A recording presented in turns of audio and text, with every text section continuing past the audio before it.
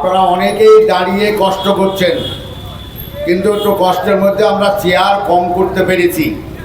আপনারা দাঁড়িয়ে থেকে বক্তব্যটা শুনছেন, আপনাদের অভিনন্দন জানাচ্ছি। আমাদের শেষ বক্তা, আমাদের পার্টির নেতা, জেলা সম্পাদক মণ্ডলের অন্যতম সদস্য কমরেড জামাল হোসেন, তিনি হচ্ছেন শেষ বক্তা। তিনি এবার আলোচনা করছেন।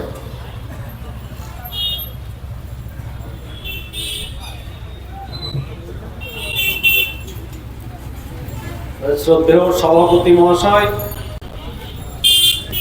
মঞ্চে উপস্থিত আছেন আমাদের পার্টির নেতৃত্ব এবং আমার সামনে যে সমস্ত দরদি বন্ধুরা বসে আছেন এবং বাজারের বিভিন্ন প্রান্ত থেকে যারা আমার আলোচনা শুনছেন, আমি সকলকে ভারতের কমিউনিস্ট পার্টি মার্ক্সবাদী মুর্শিদাবাদ জেলা কমিটির পক্ষ থেকে শুরুতে অভিনন্দন, ধন্যবাদ, সালাম এবং নমস্কার জানাচ্ছি। আলোচনা দীর্ঘক্ষণ আপনারা শুনছেন, আমি আমার আলোচনা দীর্ঘায়িত করতে চাই না। সমস্ত বিষয় নিয়ে আমাদের বেশ কয়েকজন বক্তা তারা এখানে আলোচনা করেছেন। আমি সংক্ষেপে কয়েকটি কথা আপনাদের সামনে বলতে চাইছি। বিচারক বিচার চাই কার কাছে?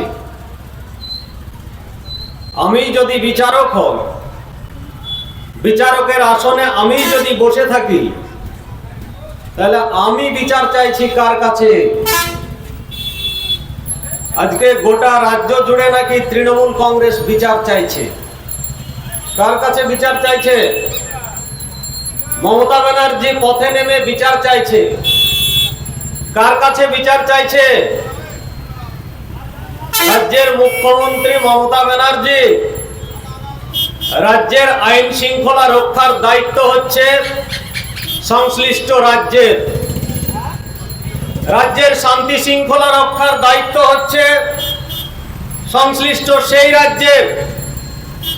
আর সেই রাজ্যের মুখ্যমন্ত্রী আজকে বিচার চাইতে রাস্তায় নেমেছে। উপায় নাই, তার নিচে যারা কাজ করছে, রানীনগর ২ নম্বর ব্লকে তৃণমূল কংগ্রেস বোধ বুদ্ধি হারিয়েছে যে আমরাই বিচারক, বিচারকের আসনে আমরাই বসে আছি, আর মানুষকে বিভ্রান্ত করার জন্য বলে দিল, বলে বিচার চাই, বিচার চাই। আচ্ছা, অ্যাকচুয়ালি হাইকোর্ট বিচার করে। হাইকোর্ট কিসের ভিত্তিতে বিচার করে? হাইকোর্ট বিচার করে সাক্ষীর ভিত্তিতে। হাইকোর্ট বিচার করে প্রমাণের ভিত্তিতে। আর সেই প্রমাণ জোগাড় করে দেওয়ার দায়িত্ব কার? সেই প্রমাণ জোগাড় করে দেওয়ার দায়িত্ব হচ্ছে সেই রাজ্যের পুলিশের, সেই রাজ্যের সরকারের, সেই রাজ্যের মুখ্যমন্ত্রী। যে হাসপাতালে ঘটনা ঘটেছে সেই হাসপাতালের ডাক্তারের। এরা কি বিন্দু মাত্র নিজেদের বোধ বুদ্ধি সম্পর্কে বিচার করে না? আমরা তো মনে করি যে এরা জানে বেশ খানিকটা। তো কেন মিছিল করলেন? কেন মিছিল করতে নামলেন? নামলো এই কারণে যে তৃণমূল কংগ্রেসে থাকলে মমতা ব্যানার্জি যা বলবে ময়না পাখির মতো আপনাকে সেইটাই বলতে হবে।